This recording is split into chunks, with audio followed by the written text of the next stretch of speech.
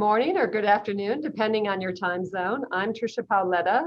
I'm a partner at Harris, Wiltshire, and Grannis and a proud member of PTC, even prouder that I was elected to serve on the advisory council of PTC for beginning in 2021. So I'm very happy to further my work with this wonderful organization. I am proud to moderate this panel of international leaders in the policy space. Their full bios are on the website, so you can click on that and learn how much they've contributed to international policy dialogues over the decades. But I'll just tell you their titles so we can save time for actual discussion. But you tuned in to the panel on global policy shifts, local implications. We're going to be exploring in this panel how with the change of administrations in some countries and the shifts in various agendas, will international forums continue to support the principles that enabled the internet to actually drive sustainable development? And will local governance support the free expression over the internet? Obviously, and there's been some tension in some of those principles over the last year.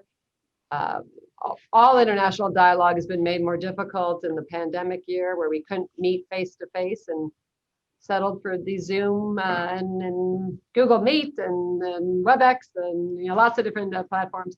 But it does present a challenge, right, to progressing international discussion, and including on one of the big threats is competing internet's emerging. We've heard threats of that. So we're going to discuss these issues. We're hopefully going to ask Doreen Bogdan-Martin to talk a little bit about how these issues will play out at the World Telecommunications Development Conference later in 2021, hopefully it's not delayed. So let me just jump in and I'll start with Doreen. We have had some challenges this year and these challenges are bringing shifts.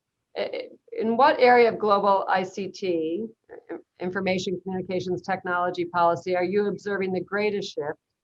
And what is that implication for the International Telecommunications Union, where Doreen serves as the director of the Telecommunications Development Bureau? Thank you very much, Tricia, and it's great to be here. Well, because of the COVID crisis, I think for the first time, many world leaders are really understanding the immense power and potential of digital, and perhaps more importantly, what a huge disadvantage it is to not be connected. And it was 35 years ago when Sir Donald Maitland launched the Missing Link report, and he made the compelling case for universal connectivity as the essential foundation of economic and social prosperity. Yet here we are at the start of 2021 almost, with 3.7 billion people still totally unconnected to the power of the online world. So I think COVID has laid bare the realities of the digital divide. Not being connected means being shut out of employment, education, access to vital healthcare services, information. In short, shut out of the full economic and social participation that every citizen should enjoy. We worked hard at the ITU to try to get ICTs mentioned in the text of the 17 Sustainable Development Goals. And now, 5 years later, digital connectivity is universally recognized as absolutely fundamental to efforts to achieve the Sustainable Development Goals. The UN Secretary General's roadmap for digital cooperation urges us to usher in a new era of multi-stakeholder collaboration to bring connectivity to the remaining 49% of the global population. And I really think that we are at an inflection point right now, working to understand and figure out how to shape new digital policies and regulatory frameworks that will be critical to achieving our goal of a connected planet. And I would add that the participants at the recent ITU's Global Symposium for Regulators in September were very clear that it's going to take fifth generation collaborative ICT regulatory measures and tools that we will need to help policymakers and regulators achieve full digital inclusion. The impact of the COVID crisis shows us that we can't waste more time just chatting, we really need this. We need to take action now. We really need that rapid action to change the global connectivity picture fast. And it's going to take enabling regulatory environments and ambitious national broadband plans. And that's going to be the most effective way that we can get the needed investment, that we can drive the network rollout, that we can extend the services to the marginalized communities and populations. And of course, as we prepare to build back better, our ICT policy and regulatory frameworks need to be fit for purpose, up-to-date, flexible, incentive-based, market-driven. We need those frameworks to support digital transformation across all sectors. So in short, they will need to be up to one of the greatest challenges of our time, and that is to leverage the power of digital platforms and infrastructures to build the resilience that we need to protect us against potential future emergencies. Thank you. Well, thank you, Doreen. I appreciate that. And if people were wondering what that beautiful tile behind her is, those are the depiction of the Sustainable Development Goals. So we'll maybe hear a little bit more about that from Doreen later on. But a good segue to the need for connectivity infrastructure, of course, is with Bob Pepper, who is the head of global connectivity policy and planning at Facebook. So Bob, maybe you can take it away from where Doreen left off with the need to expand connectivity for those 3.7 million unserved. Yeah. So thanks, Tricia, and thanks, Doreen, for teeing it up, because one of the things that we've all learned, and you've been instrumental in helping the world learn about it, is this essential nature of broadband as a result of the pandemic. What's really interesting, to drill down a little bit on what Doreen said, is that those of us here and those of us who have been at PTC for years in our sector, we understand that connectivity is important. We've been making the case why connectivity is important. We've been making the case why the digital divide is unacceptable, and that connectivity is table stakes for achieving all of the SDGs that we'll talk about later. One of the big ahas, one of the big things that happened this year is that leaders in government and business, and even in people's personal lives, and small business and families, everybody understands the essential nature of being connected, whether it's for healthcare, whether it's for emergency services, whether it's for supporting small business when people can't travel, or education with students having to work remotely from home, literally billions of students. And without robust, good connectivity, people can't do that. So it's really just crystallized the importance of connectivity and the policies that are needed to bring connectivity everywhere. And one of the things that we do, and we've worked very closely with Doreen, the ITU, and the development sector, BDT, over the years. And I really believe that, Doreen's work and the development sector's work is underappreciated, or has been until now, and now it's appreciated much more. But it's the diagnostics of, when we look at the 3.7 billion people who are not connected or are not online, the question is why? And we need to understand why that is, and so that we can work together collectively to close those gaps. So when you look at that and you do the diagnostics, there is a very important part, but it's a relatively small part. It's about probably 1 billion people out of the 3.7 billion who cannot receive a minimum broadband connection, which in most parts of the world is a wireless broadband connection, mostly from mobile operators. And we know how to fix that, but there are some things that are keeping us from doing that, but we're working on that. We know how to do that.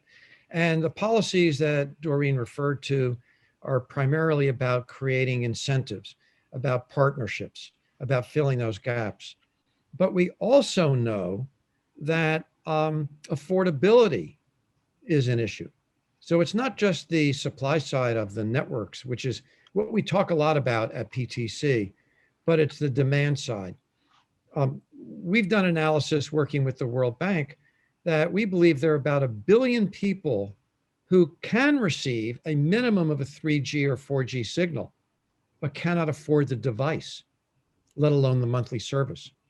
So, we need to work on affordability for devices as well as affordability for the monthly service.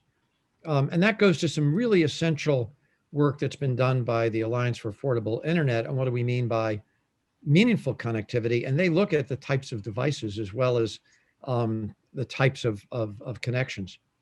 And then there's the issue and question about readiness, skills, people being able to access the internet in ways that they can benefit from it. How do they get on? How do they use it?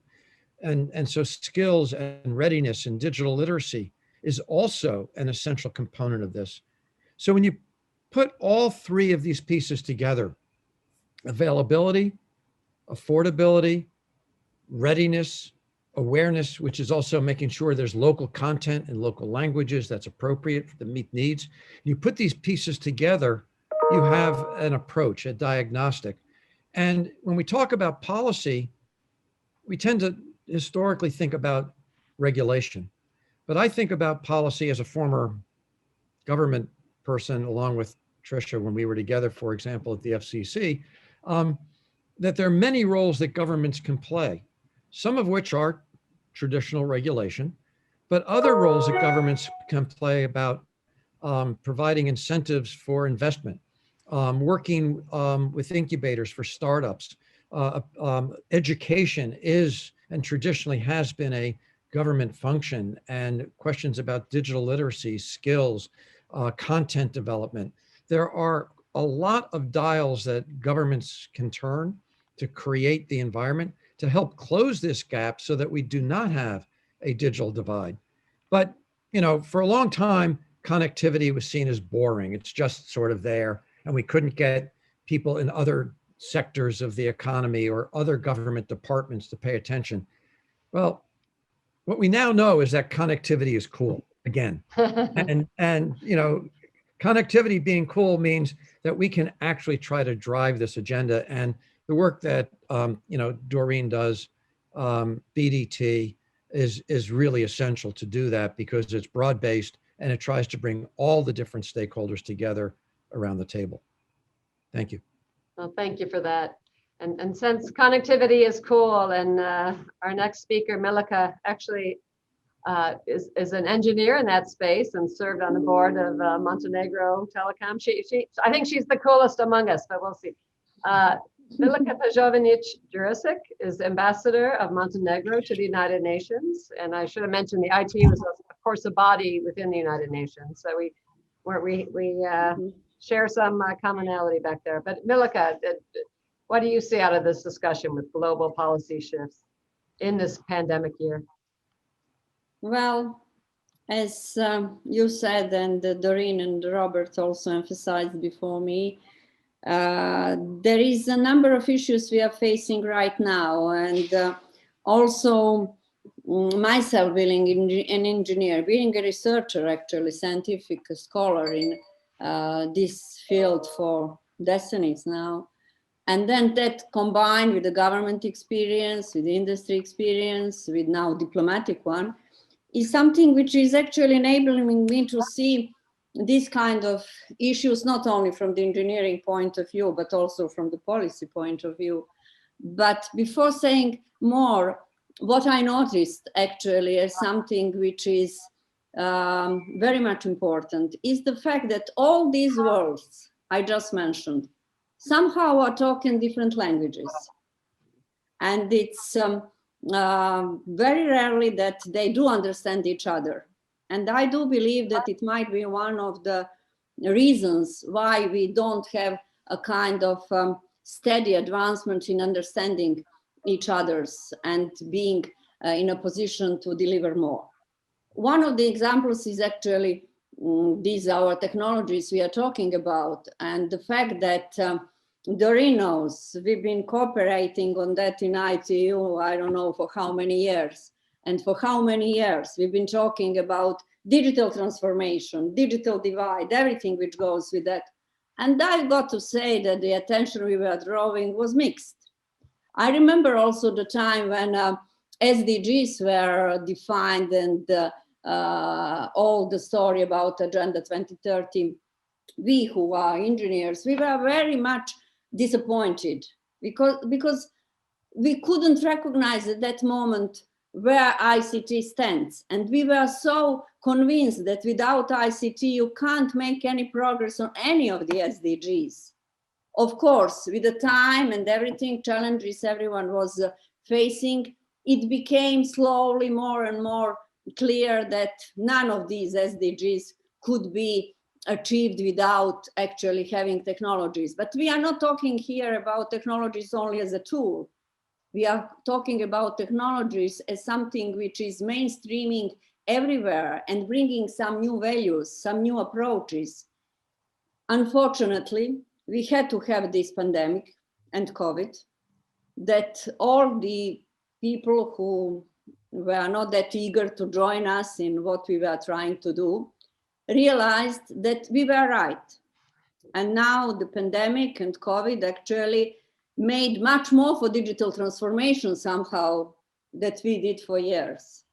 A little bit disappointing, but on the other side, I mean, as someone who is purely very much interested in advancement in that, still it's better to have it than to not have it. And now it's up to us, I would say, to harness what have been achieved through all these 10 or almost months or almost a year. And that is where as well, not only ITU as a special agency of the United Nations, but United Nations as a whole is considering. You do know that General Assembly of the United Nations is having this regular biannual resolution, which is about the effects of the emerging technologies, ICT technologies on the development. And that is something where we are trying to put forward what might be done better, especially now when the UN is very much focused on recovery and on the possibilities to build better back, where ICTs are definitely recognized as something which will enable us to come where we would like to come. And actually from that point, there is a number of initiatives we are having here in New York. I'm sure in Geneva as well. Unfortunately, we don't have that possibility to discuss in a best possible way, which are in-person meetings, but still discussions we are having in this way are helping to Secretary General, to all the others, to somehow better recognize what should be the real actions they are taking. There is a number of those strategies, you know, as we always had those strategies. I mean, it was never a shortcoming of them. But on the other side now, having the real examples through the work of different governments, different private sector entities, and actually opening, I would say, UN towards other stakeholders. It's not only about governments. And that is a kind of a huge, I would say, progress that has been made in the last couple of years here in UN. You know, it used to be organization very much focused on governments and that standard way how you are doing multilateral diplomacy. But lately, it's really highly recognized that nowhere, not to mention ICT specifically, any kind of progress can't be made without that multi-stakeholder approach. And now UN is really opening towards the others. And that's the way I believe how we will be able to go forward with giving certain recommendations and suggestions when it comes to those global policy. Another thing I would like to add when we are talking about global policy and what is that global narrative when we are having the importance of internet connectivity, affordability and everything, is the fact that while doing that, I do believe that always we should be aware of the local context where these things should be done, and there is no kind of a general approach. Basically, yes, but then it's got to be combined with the local environment, local conditions, because that is the only way how you would be able, I do have certain experience on that, how you would be able to actually better respond to certain specific local challenges that might be somewhere. So that is very important. We shouldn't be coming to any place with already made up or already guidelines or instructions or recipes or whatever.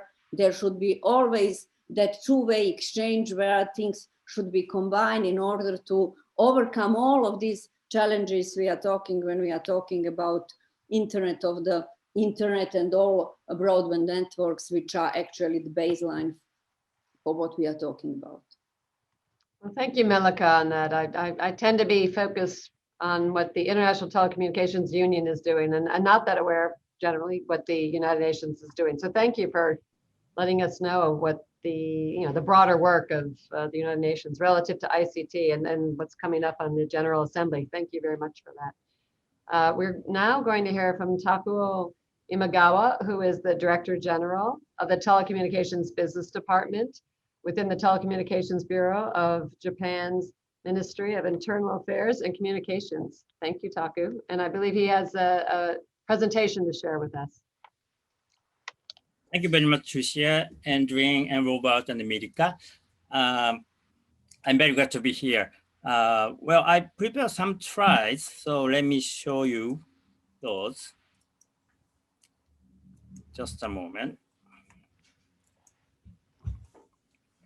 Can you see the slides? Yes. Okay.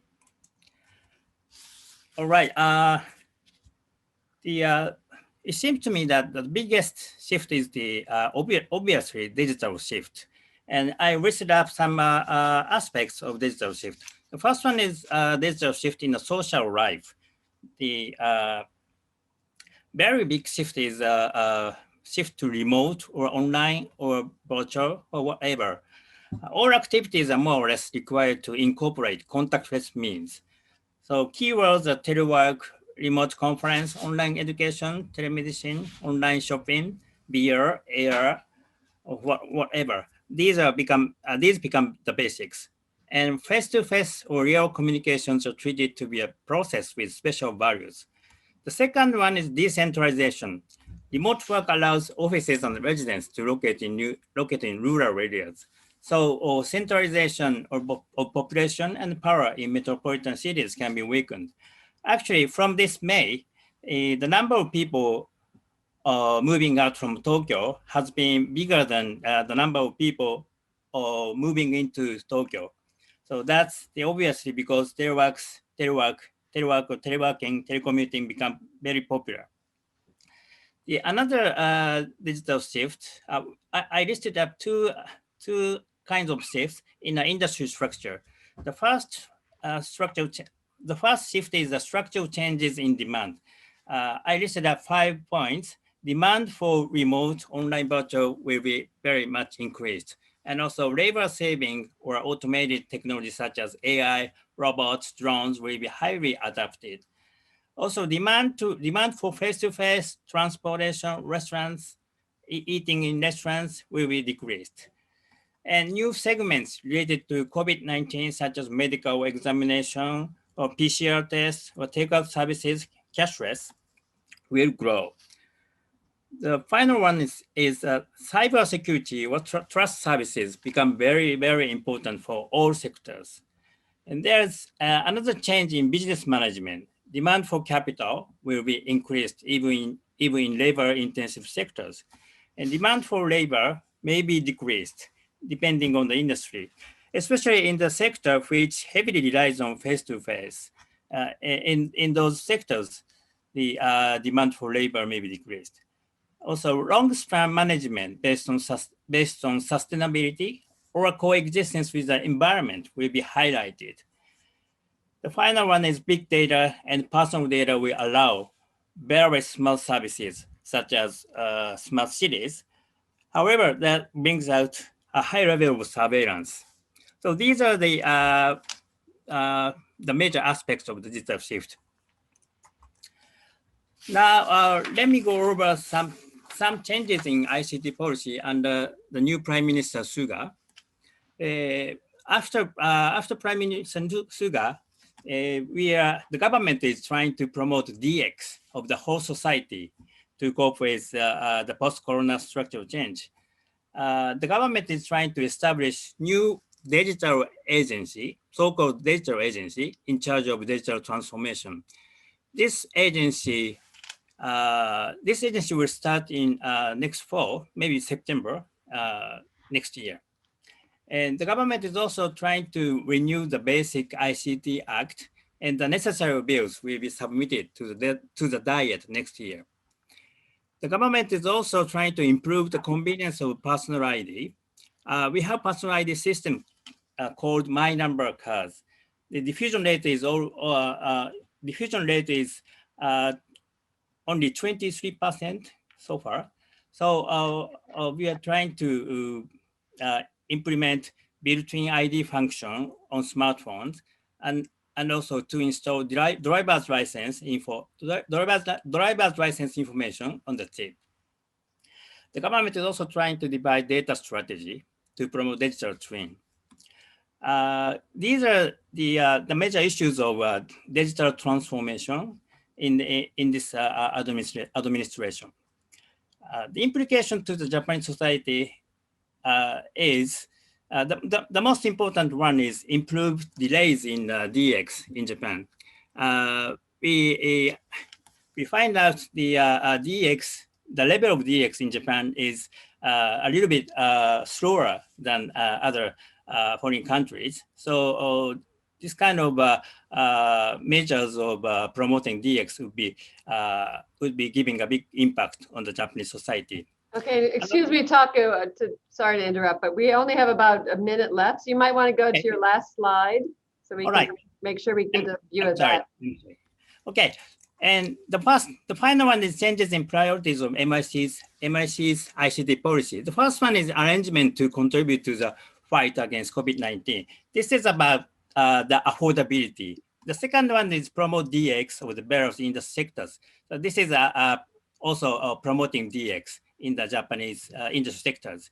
The final one is accelerate information infrastructure deployment, including optical fibers and 5G base stations, and also advanced technologies such as IoT, AI. And this is about connectivity. So we are trying to promote all of these as a ministry's ICT policies. Thank you very much. Well, thank you, and Takuo, and you seem to have echoed what Milica was saying about COVID. You know, obviously a terrible global pandemic, but it will perhaps speed up some of the government's focus on deploying 5G and some of the technologies associated with that, artificial intelligence, Internet of Things.